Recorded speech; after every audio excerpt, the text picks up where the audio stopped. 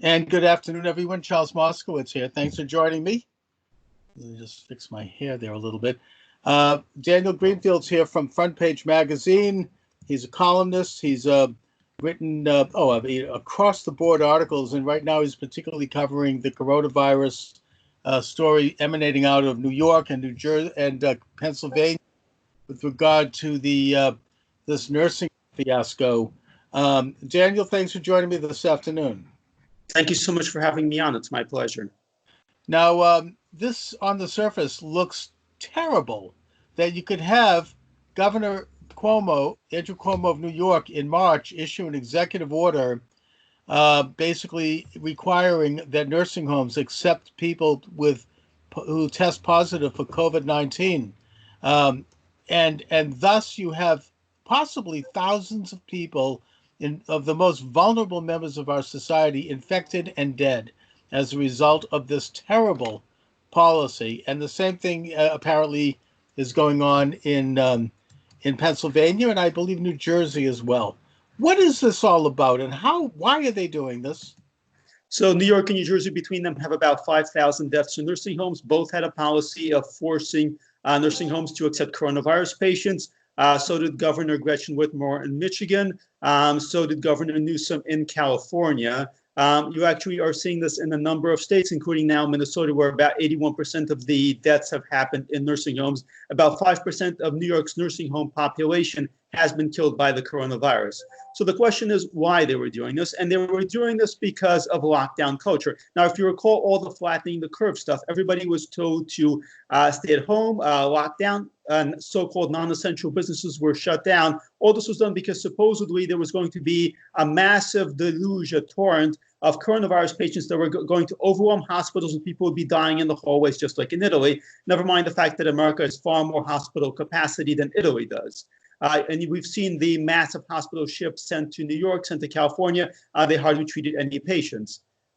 So what was actually going on was that hospitals were pushing everybody out. So if you actually had a baby, you had to be out in 12 hours. It didn't matter what. Now, if you were a senior citizen and you had coronavirus and you were in the hospital, the push was to get you out. Where were they going to send you? They were going to send you to a nursing home. So the goal was to so-called free up spare hospital capacity. In fact, the capacity did not need to be freed up. Since then, Cuomo has backpedaled. He's reversed the policy. Obviously, it's too late to bring back 5,000 people who are dead. And Minnesota Governor Walz has still refused to reverse the policy. So in some states, they're still insisting on placing coronavirus patients in nursing homes. And obviously that completely spreads the virus out of control because you've got the same staff, even when you have a certain amount of isolation measures, the same staff are working. And even if it's not the same staff, the staff are working with the coronavirus patients, and the staff who are working with the other nursing home residents are still interacting. They're still sharing facilities. Now, this was not the case across the board because my own home state of Massachusetts did not do this. In Massachusetts, when a person was to be discharged from the hospital with coronavirus, if they didn't have a place to go in terms of a family that would shelter them, they were sent to these hotels that the state rents in the greater Boston area. There's one, I believe, in Revere, and there's one in Weymouth that the state sometimes uses for homeless people, and they would go there and they would be cared for by professionals. They would be isolated. They would not be exposed to the most vulnerable members of our society, the people in their 80s in nursing homes. And even in a best case scenario where they claim that they had to do this because of alleged overcrowding, the fact is that at no time was there overcrowding in any hospital, my understanding, in the United States from the coronavirus. So at best, this is a case of extreme negligence. Yeah, there was no city where all the hospitals ran out of capacity. You had a number of individual hospitals, for example, in the Bronx that were hard hit, but it wasn't that there was no hospital space in the city altogether. And they did set up these massive facilities, whether it was the hospital tents in New York or whether it was the hospital ships, Detroit and Michigan, they set up this massive space between the coronavirus patients in the TCF center. Again, none of them actually treated more than a few dozen patients because the reality is there was never an overwhelming of capacity. When we're talking about overwhelming capacity, they were talking about overwhelming capacities for the ICUs. Now, ICUs are generally not that big because you only get so many people in, but this fantasy where you would have thousands of patients coming in and they'd be dying in the hallways, that never happened. And what happens if you run out of space in the ICU? There is still plenty of space in the hospitals, especially because they canceled pretty much everything else and pushed everybody out. So ICUs in some cases reached capacity, but that's not the end of the game. Right, and also the original numbers that I believe were emanating out of communist China, that we would have 2 million deaths in the United States, and we would be overwhelmed.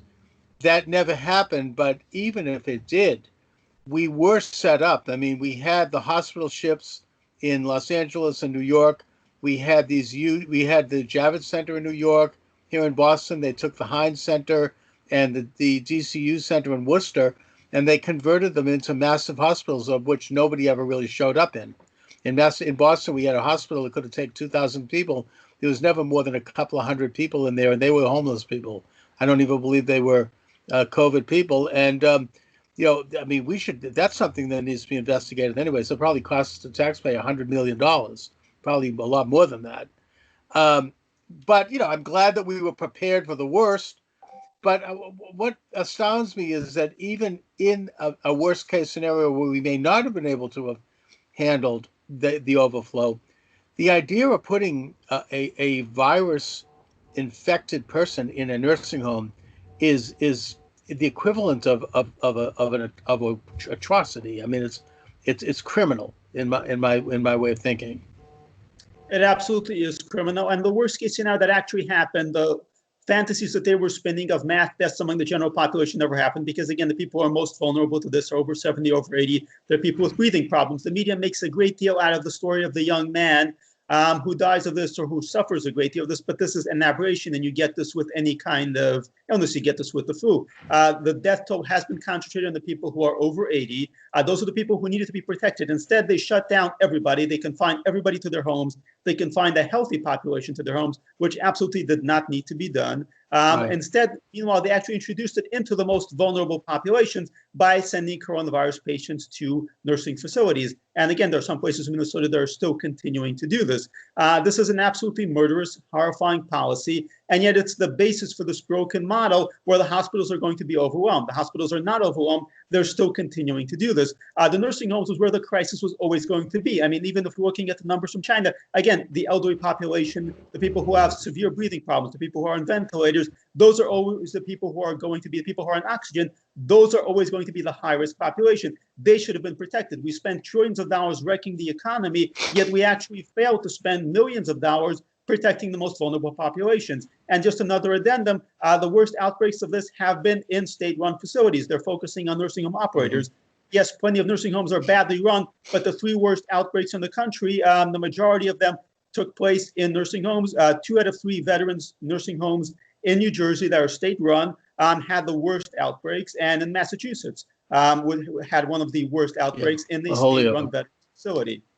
Now, I think that what is the percentage of people who have died of the virus that are over 80 or that were in nursing homes in this country?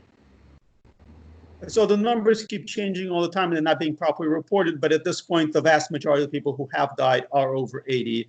And that's just really always going to be the case because the virus fundamentally hits the respiratory system. People who have weaker respiratory systems are going to die of it. And in particular, people who have comorbidities, people who already have various medical problems going on, which is why sometimes there's this debate about what are we putting down on the death certificate. Well, yes, you know, people who are hit by a virus may actually end up dying of heart failure, which is not uncommon, or people who actually might have lived if they hadn't had other comorbidities. The virus comes in, it knocks them for a loop, and it actually ends up contributing to their death. So it's hard to know, but the death rates in nursing homes have been completely out of whack. You have, for example, 100 people dying in a single facility in a month. That's not normal. And meanwhile, today, as of today, I mean, I was certainly listening to MSNBC and CNN and, you know, the other Mockingbird media outlets. The governors of New York and New Jersey are very craftily blaming President Trump for the nursing home fiasco. It's almost like talking points. They're saying, well, we didn't have enough PPP at the nursing homes, which, by the way, was untrue mostly, and that Trump is responsible for that, and that if Trump had done more federal something or other, more federal coordination, they're really trying to pass the buck. How are they trying to pull that off? And do you think they're going to be successful at that?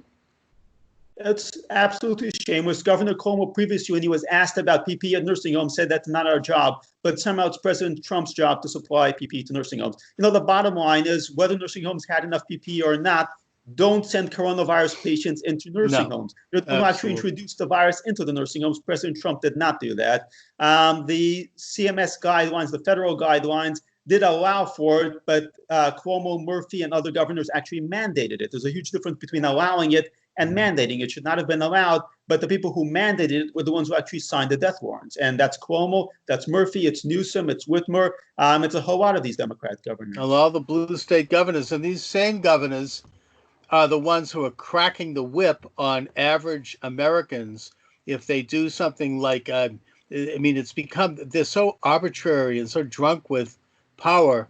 In New York, if you walk on the wet part of the beach, you're okay, but if you walk on the dry sand, you're going to get fined. They're going to pull you out of the water if you go into the water, de Blasio tells us.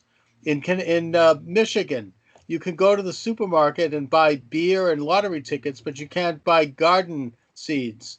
It's crazy, and it's really showing, I think, in a very stark way, the difference between these left-wing, almost dictatorial, Mussolini-like governors, and the more patriotic red state governors who are trying to reopen their states in a way that's responsible and that helps people stay safe, and that in a way that protects the people who are the most vulnerable.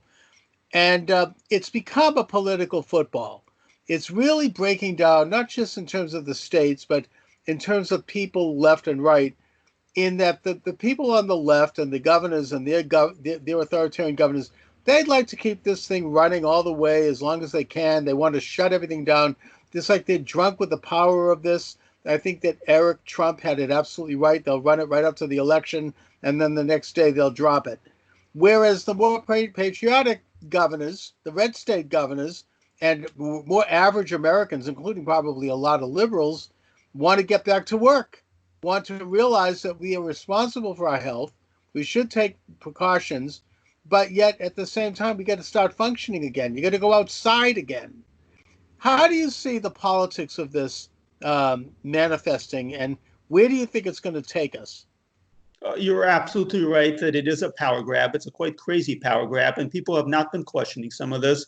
You have politicians who began defining who is essential, who is non-essential, who can work and who can't. And, one of the odder things is they define the media as essential. Is CNN really essential? Well, the politicians who want CNN to cover them decided that it's essential. 10% of CNN staff are actually working, even though any number of CNN people have actually you have 3 CNN anchors who have come down with the coronavirus. Yet CNN is deemed essential. At the same time, people who are performing basic essential businesses are not allowed to work, because you have the politicians who decide that they are essential. They decide that the media is essential. They decide that they can decide which part of the country is essential and which part isn't. And of course, they're demanding massive national bailouts to cover this whole disaster, and they're going to blame President Trump if they don't get it. So this is very much a political ploy. It's also a massive power grab. For example, a number of religious freedom organizations are stepping forward and asking, why are churches, why are synagogues at the back of the line when reopening, when you can actually open tattoo parlors and hair salons in some cases? So the bottom line is this is political. Yeah, and I think that the politics of this, I believe, and I have no way to prove this. I don't have any evidence at all. But I think it's going to backfire in a big way on the liberals. I think it could set them back a generation as we approach the election, because I think that as the red states do open up and they get back to normal and people start to make money again and start to go out, they're gonna contrast that with these authoritarian dictators who are trying to hold everything back, and people are going to get pretty PO'd. Now, obviously, the hard left isn't going to change. We get that. But that sort of vast middle where you have liberals who are don't like Trump and they don't, they tend to vote Democratic, but yet they have an inkling of interest in getting back to work, they're going to wake up, or at least a good percentage of them will wake up. We could shave off enough of them that we could possibly take back the House and certainly reelect President Trump.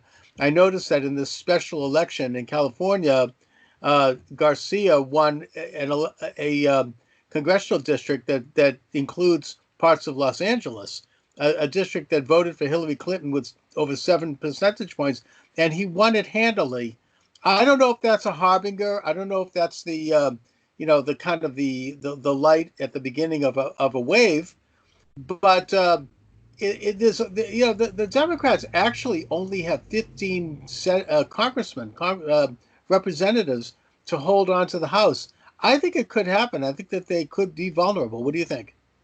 Also, just anecdotally, I'm seeing social distancing pretty much collapsing in California. Newsom has been pushed to reopen ahead of his former schedule just because people want to go to the beach. They want to go out. They're getting sick of this. And there's a kind of sharp division between the people who are outside wearing masks and scowling at everyone and the people who are just going outside and having fun because it's warm, it's summery.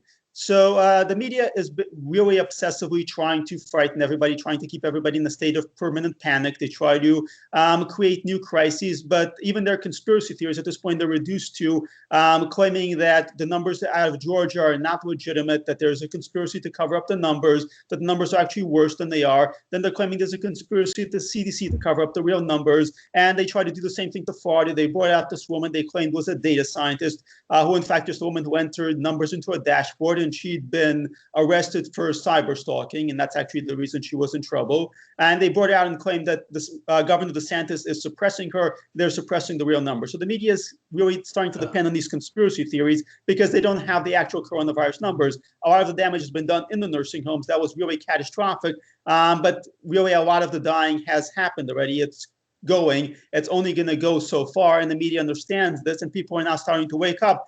They're saying, look at what happened to my grandfather, look what happened to my grandmother. They're demanding answers, and the media does not have those answers for them. All the media can do is try to rip up more panics, but people can't sustain this anymore. People can't stay locked up for months and months indefinitely, which means they're going to have to pivot, and they're going to have to pivot long before the election gets here. And by the way, the numbers, you could go to the CDC website, and they actually have the real numbers, and they're a lot lower than what the media is reporting. I don't know why that is. The media is reporting 80, 85, 90,000. The CDC website says more like 50. So, I mean, this is not some conspiracy theory. There it is. Now, Daniel, I want to ask you about something. I don't know if you know anything about this, but I feel incumbent on asking you this question. What the hell has happened to the Drudge Report? What is? Have they gone off the deep end? I mean, that's not the same Drudge Report that I've looked to, before. I mean, first of all, they were totally in the bag with this Ukrainian hoax in a big way. I mean, I was ready to have a heart attack reading it every day. The headlines, I mean, oh my God. And now with the coronavirus, they just ran a headline, 2 million dead by the end of summer. That could have been written by the communist Chinese. I mean, do you know what's going on over there? Do you have any insight on who's running the show in that place right now? Frankly, the Drudge Report was always garbage. Matt Drudge was never a conservative. What he was good at doing was pandering to particular audiences. He decided to pander to another audience. Now, the Drudge Report was never reliable. What it was good at was pushing these trending things out, and that's still what he's doing. He just decided that Trump supporters are not his demographic anymore. I know he made the economic decision to do that. He's probably right because Twitter, social media has upended a lot of his business model. So he's doing what works for him, what gets him paid, what gets him in his gated mansion. And that's capitalism. We never should have thought that Matt Drudge was a conservative or that he was a common sense guy or that he was on our side. We've had this a lot over the years, particularly around the Trump era, with people who were in it for the money and they decided they have a better business model now. Yeah, I mean, I think that's about it. Although, I mean, I never thought of him as a conservative, but at least you could get some, alternative views on things. He would run articles. Oftentimes, for some reason, the British newspapers can be more honest than Americans to cover stories here. But now you get nothing but it's New York Times. I mean, it's all liberal crap. I mean, it's become something. It's completely shifted over. I mean, is that his demographic now? And what does that say about the demographic? Well, you look at the business model of the media in general, it's been huge. The coronavirus has been huge for the New York Times. It's been huge for CNN. CNN, I believe, more than doubled its audience. New York Times picked up about 1 million more digital subscribers. You look across the board at the media, they're doing very well. So Drudge understands what he's doing. You focus on this demographic, the one that's very afraid of the coronavirus, the one that doesn't like Trump, and you can make money doing that. Because really the audience for that kind of thing is very narrow. Conservatives are going elsewhere anyway, so he's following the trend. And it's very unscrupulous because you have essentially panic porn. I don't mean to be blunt, but right? I mean, you've got people now, and I know a few people like this. In fact, a couple are pretty close to me, who are just afraid to go out. They're shuttered away. When they get groceries, they're ready to have a nervous breakdown. They bring it back to the house. They're scrubbing every single item. They're like dipping oranges in alcohol. I mean, it's crazy. And they're washing and running, and I mean, even though the latest information is that it actually does not really pass along surfaces, despite all the alarmism. Everyone's becoming a germaphobe. And it's in a sense, I've now heard reports, and I'm by no means a doctor, but that this sheltering for healthy people is actually damaging our immune systems. First of all, we're not getting enough vitamin D because we're inside too much, and that particularly affects those of us in the northern part of the country, like I am in Boston. And we're going to weaken our immune system so that by the time the fall comes around and we get new flus and colds, we're going to be more vulnerable to these diseases, I mean, in general. And the best, in a sense, remedy is to go out and be exposed to a certain extent, not to the coronavirus. I'm not, God, this is a terrible disease. I'm not suggesting that anyone pick this up.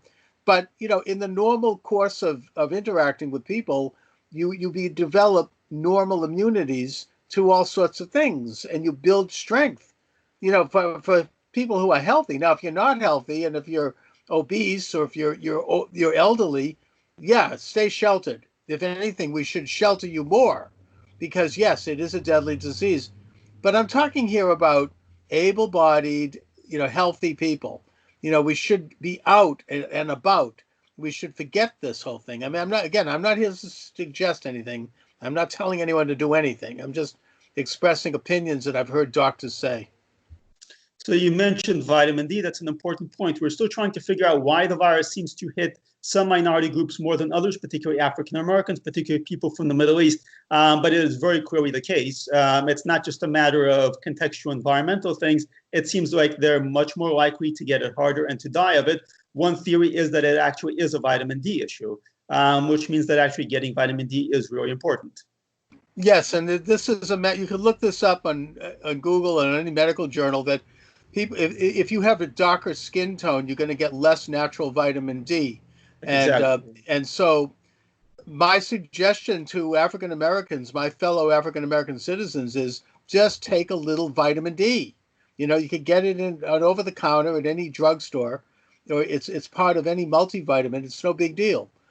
Make sure you have vitamin D every day, and you're gonna improve your likelihood of not catching this virus by a huge percentage. At least, again, that's anecdotal, but it's generally something that's out there and that's been reported on by many people who know what they're talking about. Yeah, it's definitely important, and it's kind of useful advice you're really not getting. We're getting a lot of what you call panic porn, fear porn. You're not really getting useful advice, things that you can do. It's just stay at home, cower under the bed, don't leave your home, shelter in place. We're all in this together, instead of actually telling people what they can usefully do. Daniel, I want to just touch on one other subject before I let you go here, because I know you've done a lot of very good research, and it's a complicated subject that I want to try to break down into simple terms, and that is Obamagate and the Michael Flynn unmasking. And can you give me a very simple chronology of what we have found out recently by releases of previously classified information by Ambassador Grinnell? and what we now know about meetings that took place to try to set up a basically not an outright coup d'etat against President Trump, but a way to hobble his ability to function in office. Who knew about it? What happened? And when did they know? So the latest significant development is the declassification of the Susan Rice email. Now, that email was particularly interesting because we'd gotten pieces of it, because it claimed to really describe Obama's briefing right before he left office on the subject of this whole investigation. Now, people were wondering, why does this email exist? Why do we need this email jotting this down and saying that President Obama said to do everything by the book? It was a strange sort of email for Susan Rice to send to herself. Now, Susan Rice has admitted that she wrote that email at the behest of White House counsel, which basically means that this email actually means the opposite of what it says. When the White House counsel tells you to jot something down in memorandum, you're trying to cover something up. So what we know is this is the exact opposite of what we were told. We know that the entire so-called investigation of Flynn, General Flynn, other Trump associates, was very much bypassed the Justice Department. It was actually, if you consider really the entire tangled web here, we don't have time to go into all of that, but you're talking about something that started with opposition research that made its jump over to the Justice Department, that then made its jump once again into the so-called intelligence community, that made its jump into White House advisors. Now, we know that White House advisors, those are the people who are, in theory, they're not in the law enforcement pathway. They were very closely monitoring the investigation. At that point, Comey was basically reporting to them.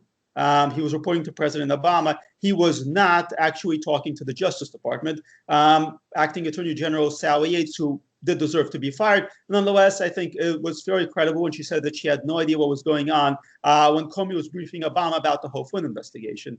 Now, the role of Susan Rice, of course, in all of this is really interesting because if you understand what was going on, this was not a criminal investigation. This was a so-called counterintelligence investigation. Now, the thing about a counterintelligence investigation is it basically has few real limits. The point is not actually to indict somebody, which means in theory these criminal defendants have absolutely no defense. So what they actually got Flynn on was a perjury trap, a very calculated perjury trap, rather than the so-called investigation that was in the way. And this is what we've seen throughout it. Really, the Mueller investigation was hoping to target President Trump with a perjury trap. They knew their actual so-called investigation would not produce anything. They knew that everything they had was absolute garbage. That was also why the Steele dossier was being kept buried and being kept in the basement. And when BuzzFeed actually did publish the Steele dossier and revealed that it was all just a bunch of nonsense and the ravings of a diseased mind, the media was very upset because they actually had exposed the fact that the basis for this entire thing was utter garbage. Anyway, getting back to the latest developments, Rice and Flynn, so they had to document that they did everything by the book, which tells you that they were not doing everything by the book. Now, the sheer scope of this goes way beyond Flynn. It goes even before Trump. We know that the Obama administration was spying on members of Congress. It was spying, for that matter, in pro-Israel groups going back years. We don't know how many years, and that is really the big picture because what we know already, the Flynn stuff, that's Watergate. That's already Watergate times 1,000. The full scope of this would be Watergate times millions. The bottom line is the Obama administration was using the NSA to eavesdrop on its political opponents. It did this under the guise that it was any kind of foreign entanglement there of any kind. So if Prime Minister Netanyahu would call members of Congress to discuss the Iran deal with them, that justified spying on members of Congress. We know they did this. They admitted to doing this. The media has been utterly uninterested in the fact that they did this.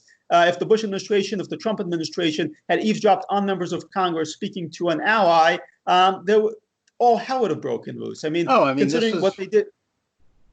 This is what the Watergate scandal was all about. There's a couple of bugs on phones and wiretaps. And Obama, I recall this. He was like a control freak. He was spying on everybody, including allies. Angela Merkel, he was listening in on conversations. She was so angry that she brought it up to the UN. She wanted to have him sanctioned. It's, he was completely out of control in terms of using the apparatus of the surveillance state to spy on just about anybody he wanted to. And, it seems pretty obvious at this point, given this recent release of information, that he continued in some of these habits even after he was out of office, almost acting like a shadow president. He would show up in countries after President Trump was there, meeting people. We know that John Kerry was meeting with Iranians. I mean, in a sense, a serious violation of law, possibly. And Okay. it's almost like telling the Iranians, "Oh, Trump will be gone soon." How did he know that? It's something that uh, liberal, Democrat, Republican, or otherwise, American people need to understand this because we cannot let this happen. I recall, lots of left wingers over the years uh, railing against, the FBI and the CIA and the big state, you know, and here they are now. They're silent. They won't come on with me now. You know, I mean, it's they don't want to talk about it now. Where are you? What the hell is going on? This is everything they predicted. This is J. Edgar Hoover times 100. I mean, this is you know, dirty laundry kept on people, spying on people, gathering for blackmail or for whatever reason, and really using the worst elements of state power to hurt people, harass people. I mean, of course, under the Mueller regime, with those brown shirts, I mean, it was a very unpleasant experience to see, Roger Stone, an 80-year-old man dragged out of his bed at 3 o'clock in the morning. He's never heard a fly, had no record.